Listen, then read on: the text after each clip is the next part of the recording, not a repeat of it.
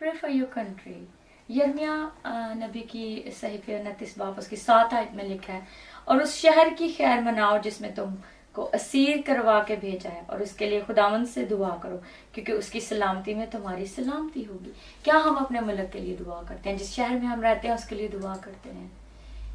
उसकी जो पीस होता है वो जॉय को जन्म देता है, और फिर ब्लेसिंग्स आती है, और ब्लेसिंग से प्रॉस्पेरिटी आती है। अगर आप अभी फाइनेंशियली सफर कर रहे हैं, आप हीलिंग के लिए सफर कर रहे हैं, आप किसी भी इस लाइफ के एरिया में सफर कर रहे हैं, ask peace for your city.